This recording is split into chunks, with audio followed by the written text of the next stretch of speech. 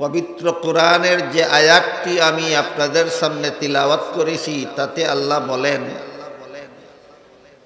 তোমরা স্মরণ করো তখনকার ঘটনা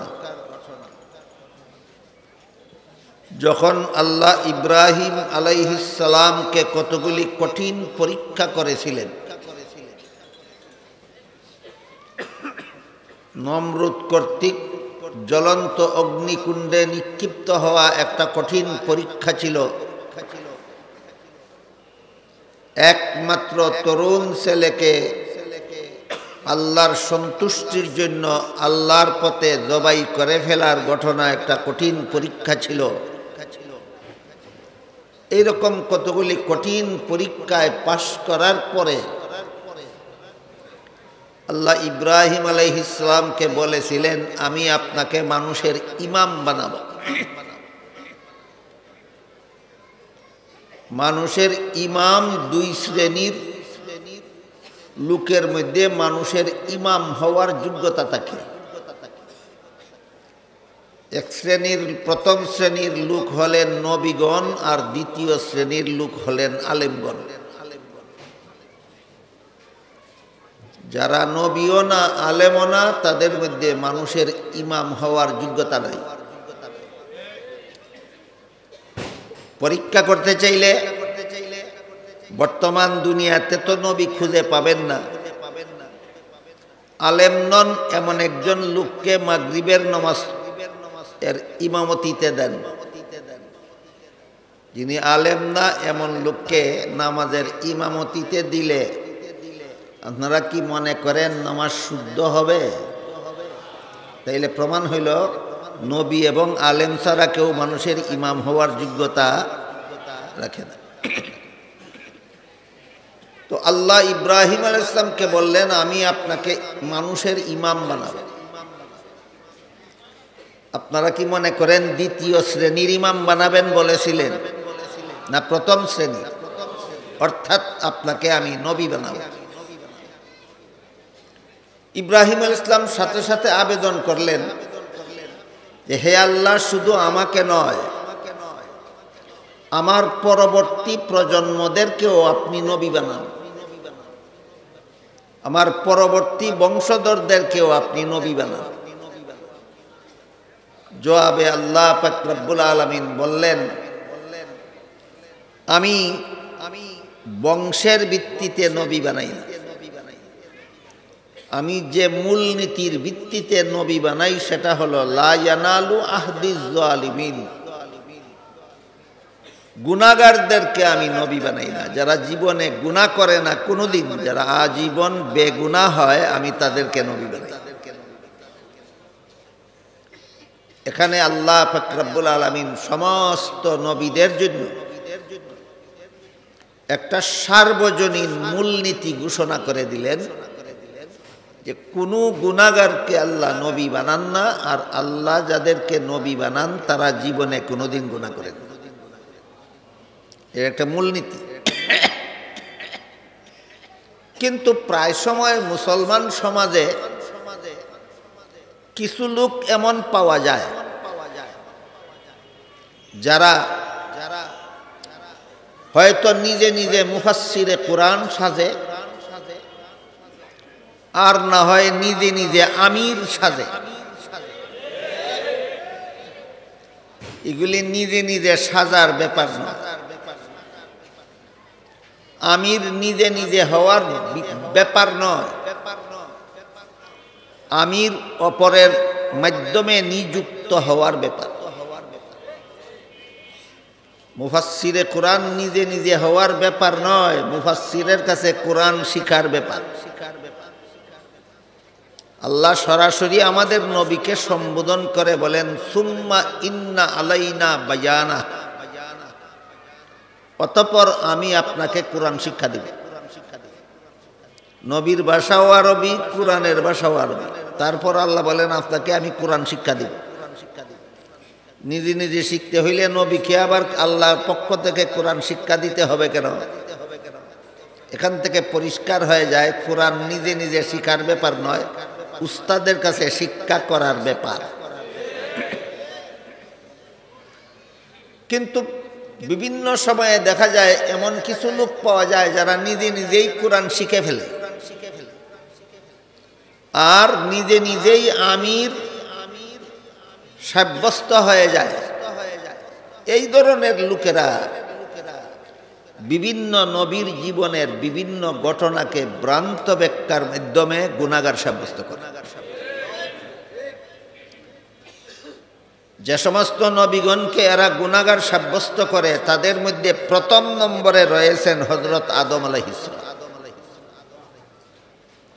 আদম আলাইহিস সালামের জীবনের যেই ঘটনার ভ্রান্ত ব্যাখ্যার মাধ্যমে এরা আদম আলাইহিস সালামকে গুনাহগার সাব্যস্ত করে সেটা হলো জান্নাতে নিষিদ্ধ গাছের ফল খাওয়ার ঘটনা। আমার মনে হয় এই ঘটনা আপনাদের কারো অজানা থাকার কথা নয়। আল্লাহ আদম আলাইহিস সালামকে সৃষ্টি করার পর পৃথিবীতে পাঠাবার আগেই কিছুদিনের জন্য জান্নাতে বসবাস করতে দিয়েছিলেন। বলে দিয়েছিলেন জান্নাতের যেখানে ইচ্ছা সেখানে বসবাস করো। জান্নাতের সব রকমের ফলমূল খাওয়ার অনুমতি দিয়েছিলেন, শুধুমাত্র একটি গাছের ফল খেতে আল্লাহ আদম আলাইহিস সালামকে নিষেধ করে দিয়েছিলেন। কিন্তু শেষ পর্যন্ত ইবলিসের দুখায় পরে আদম জান্নাতে নিষিদ্ধ গাছের ফল খেয়েছিলেন। এই হইল কোরআনের বর্ণিত ঘটনা। যারা আদম আলাইহিস সালামকে গুনাহগার সাব্যস্ত করেন তারা এই ঘটনাকে ভ্রান্ত ব্যাখ্যার মাধ্যমে বলেন আল্লাহর আদেশ নিষেধ লঙ্ঘন করলেই গুনাহ হয়, আর আদম যে লঙ্ঘন করলেন সেটা তো কোরআনেই আছে, সুতরাং আল্লাহর নিষেধ লঙ্ঘনের কারণে আদম গুনাহগার হলেন। এই হইল ব্যাখ্যাটা। ব্যাখ্যাটা কতটুকু শুদ্ধ কতটুকু ভুল সেটা আমি পরে বলবো, আগে বলতে চাই এই ব্যাখ্যার মাধ্যমে আমরা যদি একটু সময়ের জন্য মেনে নেই যে আদম নিষিদ্ধ গাছের ফল খেয়ে গুনাহ করেছেন, আল্লাহর মূলনীতিটা কি ছিল? গুনাহগারদেরকে নবী বানাই। তাহলে এই ব্যাখ্যার দ্বারা আল্লাহর মূলনীতি ঠিক থাকে না লঙ্ঘন হয়? এর দ্বারাই প্রমাণ হয়ে গেল ব্যাখ্যাটা ভ্রান্ত।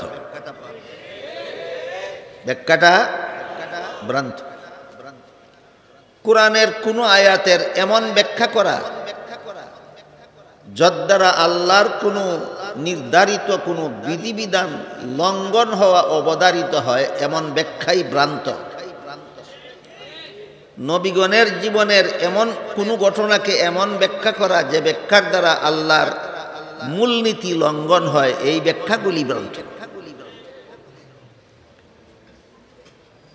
তাহলে এই ব্যাখ্যা আদম আলাইহিস সালামকে গুনাহগার সাব্যস্ত করার মতো ব্যাখ্যা এটা এরা পাইল কোথায়? যারা করে এমন ব্যাখ্যা ওরা পেল কোথায়?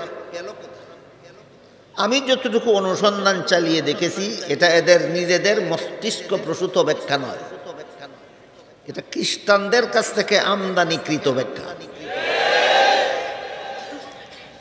খ্রিস্টানদের কাছ থেকে এই ব্যাখ্যা তারা আমদানি করেছে কিভাবে একটু লক্ষ্য করে দেখুন। বাংলাদেশের স্বাধীনতা লগ্ন থেকে একটা খ্রিস্টানদের একটা সংগঠন বাংলাদেশে তাদের ধর্ম প্রচারের কাজ করে যাচ্ছে। এটার নাম হলো খ্রিস্টান মিশনারি বাংলাদেশ। এরা বাংলাদেশে খ্রিস্ট ধর্ম প্রচারের জন্য অসংখ্য বই পুস্তক পুস্তিকা প্রকাশ করেছে।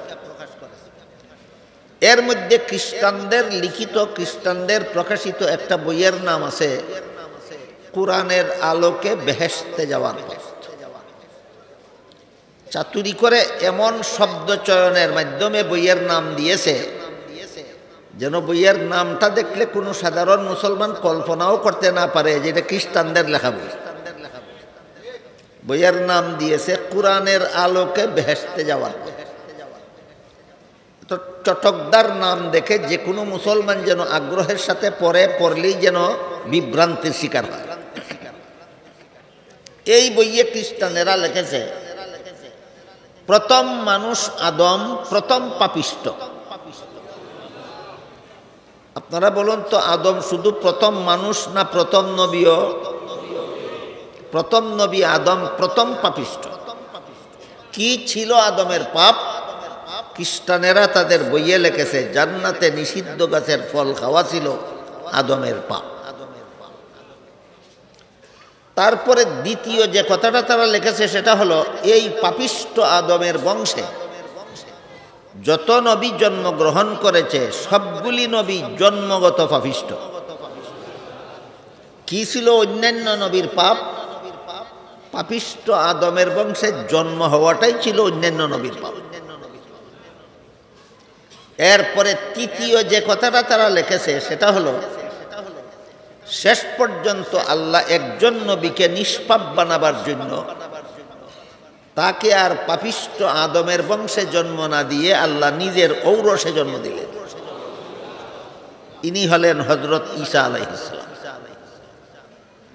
একমাত্র ঈসা আলাইহিস সালাম আল্লাহর বংশে জন্ম হওয়ার কারণে নিষ্পাপ। ইনি ছাড়া আর যত নবী পাপিষ্ঠ আদমের বংশে জন্মগ্রহণ করেছেন সবগুলি নবী জন্মগত পাপিষ্ঠ। এখান থেকে আমরা কি পেলাম? নবীগণকে গুনাহগার বা পাপিষ্ঠ সাব্যস্ত করা মুসলমানি ধর্মবিশ্বাস নয়, এটা খ্রিস্টানদের ধর্মবিশ্বাস।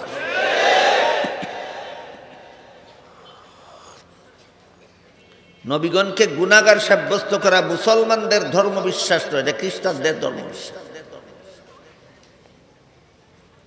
তাহলে আদম আলাইহিস সালামের জান্নাতে নিষিদ্ধ গাছের ফল খাওয়ার বিশুদ্ধ ব্যাখ্যা কি? বিগত 1300 বছরের ইতিহাসে নির্ভরযোগ্য মুফাসসিরিনে কেরাম যত তফসিরের কিতাব লিখেছেন প্রায় সবগুলি তফসিরের কিতাবে আদমের নিষিদ্ধ গাছের ফল খাওয়ার বিশুদ্ধ ব্যাখ্যা লেখা আছে। বেশ কতগুলি ব্যাখ্যা লেখা আছে। সবগুলি ব্যাখ্যা বলার মতো সময় সুযোগ এই মুহূর্তে আমার হাতে নাই। আপাতত একটি ব্যাখ্যার কথা বলি। তারা লিখেছেন যে মানুষের জীবনে কোনো কাজে সওয়াব হয়, কোনো কাজে গুনাহ হয় দুনিয়ার জীবনে। জান্নাতি জীবনের কোনো কাজে সওয়াব নাই, গুনাহ নাই। এবার বলুন বিশুদ্ধ ব্যাখ্যাটা কি? মানুষের কোনো কাজে সওয়াব হয়, কোনো কাজে গুনাহ হয় কোন জীবনে? জান্নাতি জীবনের কোনো কাজে সওয়াব নাই, গুনাহ নাই। এবার বলুন আদম নিষিদ্ধ গাছের ফল খেয়েছিলেন কোন জীবনে? এর সাথে সওয়াবেরও কোনো সম্পর্ক নাই, গুনাহরও কোনো সম্পর্ক। আজকের মতো একটিমাত্র ব্যাখ্যা আপনাদের শোনালাম নির্ভরযোগ্য তফসিরের কিতাব থেকে। কাজেই এই ব্যাখ্যাটা যদি আমরা মেনে নেই, জান্নাতি জীবনের কোনো কাজে সওয়াব নাই, গুনাহ নাই, যেহেতু তাই আদমের নিষিদ্ধ গাছের ফল খাওয়া গুনাহ ছিল না, এই ব্যাখ্যাটা মেনে নিলে এবার বলুন আল্লাহর সামগ্রিক মূলনীতির সাথে সাংঘর্ষিক হয় না সামঞ্জস্যশীল হয়? এটাই প্রমাণ এই ব্যাখ্যাটা শুদ্ধ। এটাই প্রমাণ এই ব্যাখ্যাটা শুদ্ধ। কাজেই কোনো না কোনো নবীর জীবনের কোনো ঘটনাকে ভ্রান্ত ব্যাখ্যার মাধ্যমে গুনাহগার সাব্যস্ত করা এটা ভ্রান্ত মতবাদ, এটা ইসলামের বিশুদ্ধ মতবাদ নয়। আল্লাহ পাক রব্বুল আলামিন সূরা শূরা এর 13 নম্বর আয়াতে বলেন আকিমুদ্দিন। এখানে দিন শব্দকে আল্লাহ ইসলামের বিশুদ্ধ মতবাদ অর্থে ব্যবহার করেছেন। ইসলামের সহি আকিমুদ্দিনের অর্থ হলো তোমরা ইসলামের সহি আকীদায় অটল থাকো। সহি আকীদা শব্দ দুইটা কোরআনের ভাষা, আরবি ভাষা। বাংলা অর্থ হবে বিশুদ্ধ মতবাদ। আল্লাহ যে সূরা শূরার 13 নম্বর আয়াতে বলেছেন আকিমুদ্দিন, এর অর্থ হলো তোমরা ইসলামের সহি আকীদায় অটল থাকো, বিশুদ্ধ মতবাদে অটল থাকো। কেন বললেন? কারণ স্বয়ং রাসূলের যুগে এমন বেশ কিছু লোক ছিল যারা নিজেদেরকে নিজেরা মুসলমান বলে দাবি করত, কিন্তু ইসলাম বিরোধী মতবাদ অন্তরে পোষণ করত। মুসলমান হওয়ার দাবি করে, কিন্তু ইসলাম বিরোধী মতবাদ অন্তরে পোষণ করে। এই সমস্ত কুচক্রীরা যেন ইসলামের নাম ব্যবহারের সুযোগ না পায়, এজন্য আল্লাহ সূরা শুরার 13 নম্বর আয়াতে আকিমুদ্দিন বলেছেন, তোমরা সত্যই যদি মুসলমান হয়ে থাকো তাহলে ইসলামের বিশুদ্ধ মতবাদে অটল থাকো, ভ্রান্ত মতবাদ ইসলামের নামে পোষণ করবে না। আমাদের বর্তমান সময়েও মুসলমান সমাজে এমন যথেষ্ট লোক আছে যারা একদিকে নিজেদেরকে মুসলমান হওয়ার দাবি করে, অপরদিকে অন্তরে ভ্রান্ত মতবাদ পোষণ করে। সর্বযুগের এই রকম কুচক্রীদের বেলায় সূরা শুরার সেই 13 নম্বর আয়াতাংশ প্রযোজ্য, যে কোনো যুগে যে কোনো লোক মুসলমান হওয়ার দাবি করবে আর ভ্রান্ত মতবাদ পোষণ করবে, তার বেলায় আকিমুদ্দিন আয়াত প্রযোজ্য।